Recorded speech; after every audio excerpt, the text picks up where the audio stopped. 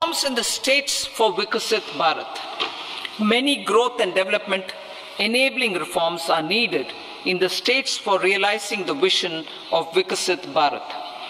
A provision of 75,000 crore rupees as 50-year interest-free loan is proposed this year to support those milestone-linked reforms by the state governments. Societal changes. The government will form a high-powered committee for an extensive consideration of the challenges arising from fast population growth and demographic changes. The committee will be mandated to make recommendations for addressing these challenges comprehensively in relation to the goal of Viksit Bharat. Have reposed their faith in the government led by Honorable Prime Minister Shri Narendra Modi and re-elected it for a historic third term under his leadership.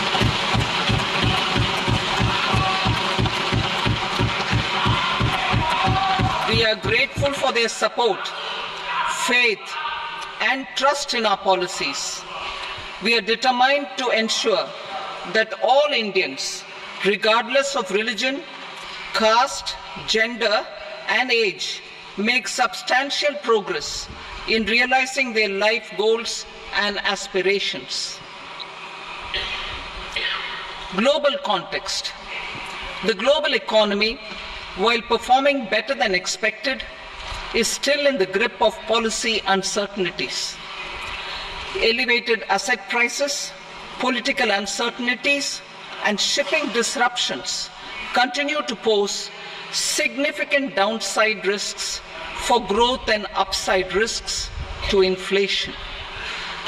In this context, India's economic growth continues to be the shining exception and will remain so in the years ahead.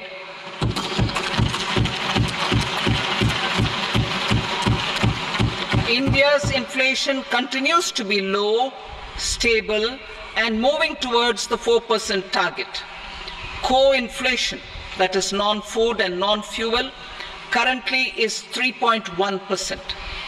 Steps are being taken to ensure supplies of perishable goods reach markets adequately. Interim budget.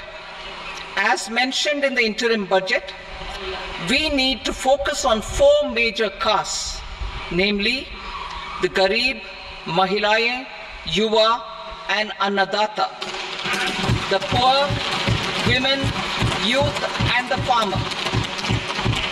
For Annadata, we announced higher minimum support prices a month ago for all major crops, delivering on the promise of at least a 50% margin over costs.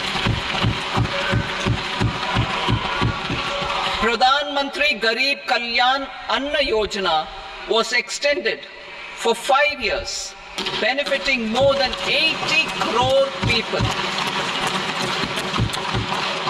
Administrative actions for approval and implementation of various schemes announced in the interim budget are well underway.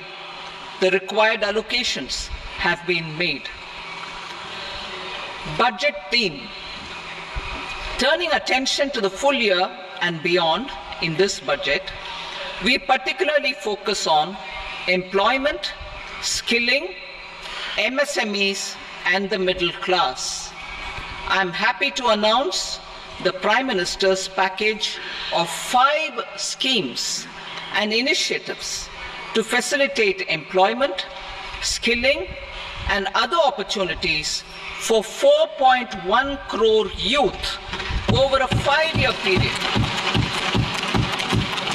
with a central outlay of 2 lakh crore rupees. I will speak about them shortly, while more details may be seen in the annexure. This year, I've made a provision of 1.48 lakh rupees, 1.48 lakh crore rupees for education, employment, and skilling. Budget priorities. The people have given a unique opportunity to our government to take the country on the path of strong development and an all-round prosperity. In the interim budget, we promise to present a detailed roadmap for our pursuit of Viksit Bharat. In line with the strategy set out in the interim budget, this budget envisages sustained efforts on the following 9 priorities for generating ample opportunities for all. Number 1, productivity and resilience in agriculture. Number 2, employment and skilling. Number 3, inclusive human resource development and social justice. 4, manufacturing and services. 5, urban development. 6, energy security.